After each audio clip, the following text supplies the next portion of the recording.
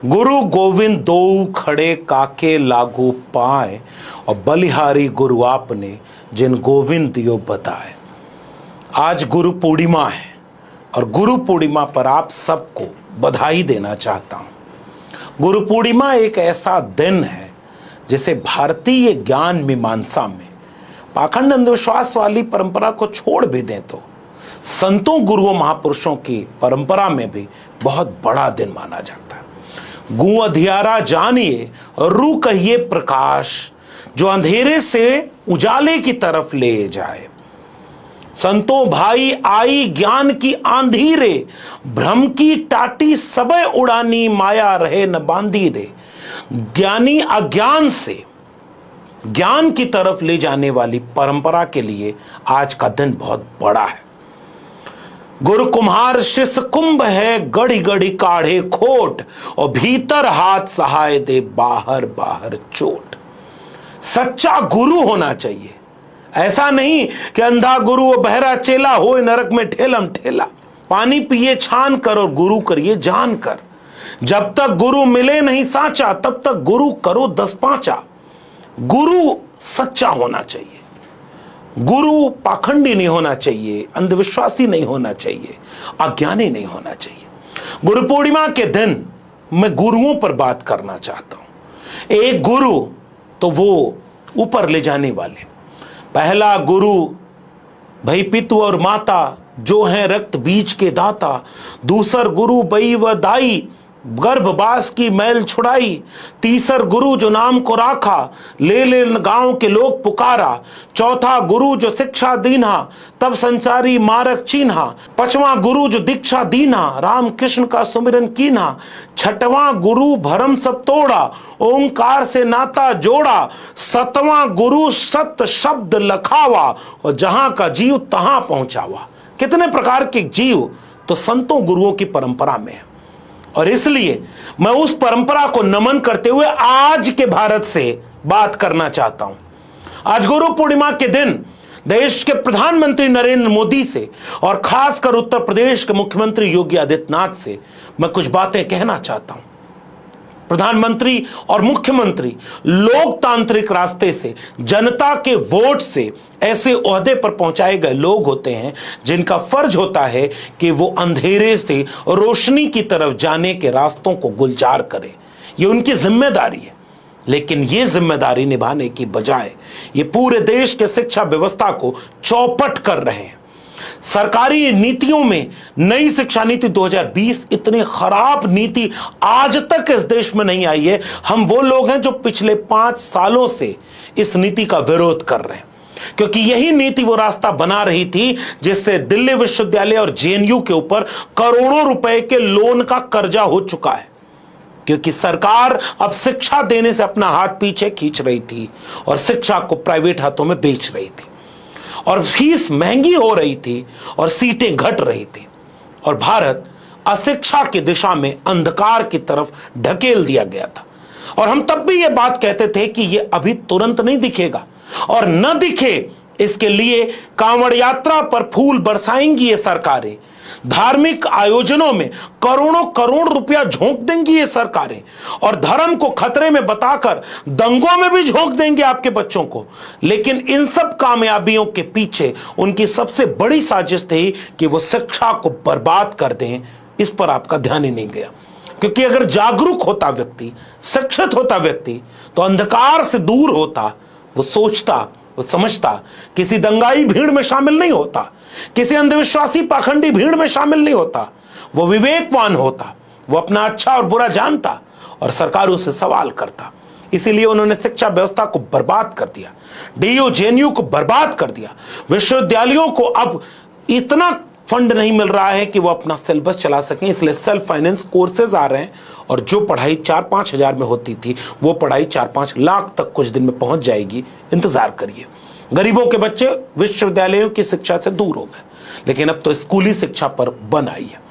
मैं चाहता हूं कि इन बच्चों को गौर से सुने, सरकार के लोग भी सुने और आप भी सुने कि कहां कौन सा बच्चा नदी पार करके स्कूल जाना चाहता है, कौन से बच्चे पहाड़ पर रस्सी के सहारे पार करके नदी अपने जीवन की बाधा को पार करके शिक्षा पाना चाहते हैं। एक तो वैसे ही शिक्षा बर्बाद हो गई, सिलेबस बदल दिया गया, सिलेबस को कम्युनल कर दिया गया और गुरुओं की स्थिति तो इतनी डवाडोल बना दी गई कि मुर्दा नागरिक तैयार करने के लिए डरे हुए शिक्षकों को रख दिया गया। मैंने प्रोफेसर की डायरी में इस पर विस्तार से लिखा है। लेकिन आज मैं चाहता हूं कि उन बच्चों की जुबानी सुने जो चाहते हैं कि उन्हें शिक्षा मिले। ये दूसरी जगह शिफ्ट हो जाएगा, तब कैसे पढ़ाई चलेगी? सर ये ना बंद हो तो सर हम पढ़ेंगे सर, इतनी फीस नहीं है, हम लोग प्राइवेट में जा पाए सर। अच्छा, तो चाहती है स्कूल बंद हो जाए? नहीं सर, सर ये स्कूल खुला है सर।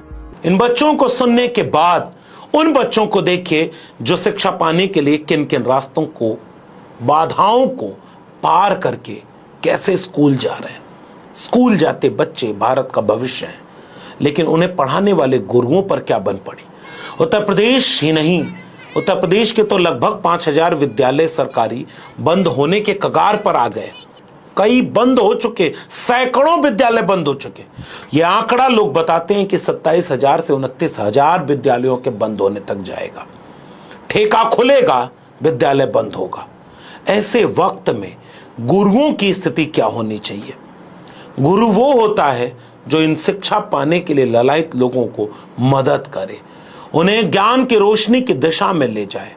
लेकिन ऐसे दौर में जब बड़े बड़े ओहदों पर बैठे लोगों की डिग्रियों का पता नहीं कि वो फर्जी हैं कि ओरिजिनल है, उनकी खुद पढ़ाई लिखाई का पता नहीं, क्योंकि एक वीडियो में वो बोलते हैं कि मेरी कोई पढ़ाई लिखाई नहीं हुई है, दूसरी वीडियो में बोलते हैं कि मैं 10वीं भी पास नहीं हूँ, तीसरी वीडियो में बोलते हैं कि मैं तो ऐसे ऐसे पढ़ लेता था, ऐसे पढ़ता था, ऐसे से नहीं पढ़ता था, ऐसे फोटोजेनिक थी।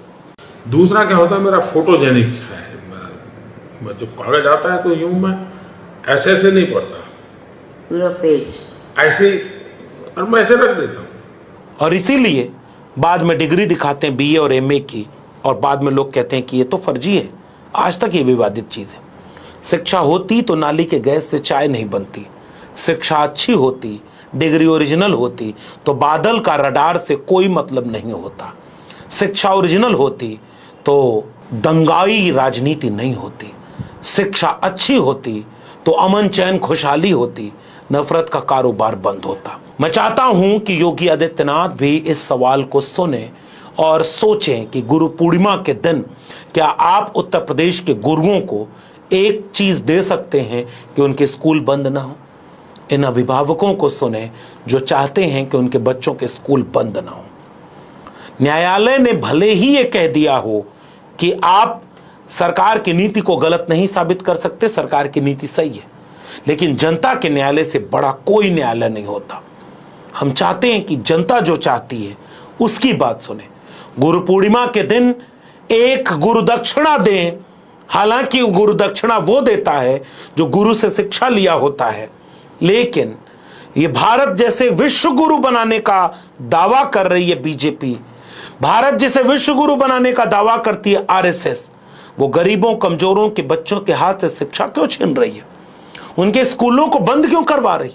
और केवल उत्तर प्रदेश नहीं, देश भर के हर राज्य में सैकड़ों से लेकर हजारों स्कूल बंद किए जा रहे हैं ताकि इस देश के हाशिए पर पड़े हुए, आखिरी पायदान पर खड़े दलित, पिछड़े, गरीब, कमजोर, किसान, मजदूर के बच्चे शिक्षा से दूर हो जाएं। गुरु पूर्णिमा के दिन एक गुरुदक्षिणा बनती है। गुरुदक्षिणा बनती है कि हर हाथ में कलम और किताब पहुंचे। जेब में पैसा है या नहीं इससे तय ना हो कि उसे शिक्षा मिलेगी या नहीं। इसके लिए नई शिक्षा नीति 2020 में बदलाव लाना होगा। क्लोजर मर्जर की पॉलिसी को बदलना होगा। लोन लेने वाले हेफा कंपनी जिसे सरकार ने बनाया है उसको बर्बाद करो, यूजीसी को आबाद करो, और सरकार के पैसे जो कि सरकार का नहीं जनता का पैसा होता है उसे शिक्षा पर खर्च करो। शिक्षा होगी तो आने वाली पीढ़ियां मानसिक रूप से आजाद ख्याल होंगी।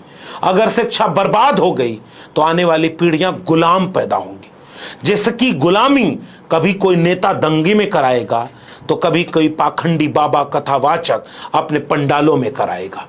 वो मस्खरी चुटकुलों के नाम पर धर्म को बेचेगा, अपने दुकान चलाएगा और आपके दवाई, पढ़ाई, कमाई, सिंचाई, महंगाई, सुनवाई, कार्रवाई, बुनियादी हकों को छीन कर सरकारें गुलाम बना देंगी। इन सब गुलामियों से कोई बचाएगा तो शिक्षा बचाएगी, कलम और किताब बचाएगी। इसलिए प्रधानमंत्री नरेंद्र मोदी, उत्तर प्रदेश के मुख्यमंत्री योगी आदित्यनाथ और देश भर के तमाम उन निजामों से गुरु पूर्णिमा के दिन हमारे स्वर में स्वर मिलाकर आप भी उनसे कहिए कि कुछ दे सको या मत दो, हर हाथ में कलम और किताब पहुंचने दो। पाठ्यक्रम और सिलेबस को दंगाई मत बनाओ, उसे न्यूट्रल रहने दो। उसमें अंधविश्वास और पाखंड को मत बढ़ाओ, उसे विज्ञान, तकनीक, विवेक और भारतीय ज्ञान मीमांसा के तर्क, विवेक, वैज्ञानिकता वाले चैप्टरों को रहने दो। फीस को महंगी मत करो। गुरुओं को विश्व गुरु बनाने का ख्वाब दिखाने की बजाय वर्तमान में पूरा गुरु बनने के लिए जितनी शिक्षक भर्तियां हैं उसे पूरा भर दो। शिक्षकों को सुविधा दो, शिक्षकों को सम्मान दो, शिक्षकों को दंगाई मत बनाओ और शिक्षकों के हक अधिकार को छीनने की कोशिश मत करो। पढ़ेगा इंडिया तभी आगे बढ़ेगा इंडिया।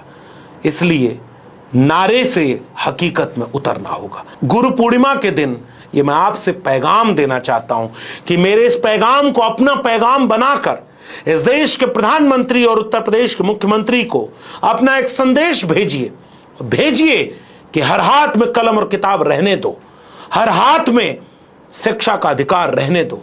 स्कूल बंद मत करो, विश्वविद्यालयों को बेचो मत और शिक्षा को व्यवसाय बनने से रोको। इंडिया को पढ़ने दो ताकि वो समझ सके, पाखंड अंधविश्वास से बचे, दंगाई भीड़ से बचे और असली सवाल करके एक बेहतर दुनिया बनाने का ख्वाब देखे जिसमें मोहब्बत हो, प्रेम हो। पोथी पढ़ पढ़ जग मुआ पंडित भयानक होए और ढाई आखर प्रेम का पढ़े सो पंडित होए। मैं अपने गुरुओं तथागत बुद्ध को याद करता हूं। मैं अपने सबसे बड़े गुरु संत कबीर को याद करता हूं। गुरु नानक को, संत रविदास को, चोखा मेला को, गुरु घासीदास को, संत रविदास को, उन तमाम संतों गुरुओं को, बुल्ले शाह बाबा फरीद, चोखा मेला, दादू दयाल, भिखारी दास, उन सबको याद करता हूं। अपने तमाम गुरुओं को मैं जय गुरुदेव बोलता हूं और उन तमाम गुरुओं के विचारों का भारत बनाने का सपना देखता हूं। मैं उम्मीद करता हूं कि ये पैगाम आप भी गांव गांव तक पहुंचाएंगे और एक अच्छा मुल्क तभी बनेगा जब गुरु अच्छे होंगे, तब गुरु पूर्णिमा सच्ची होगी।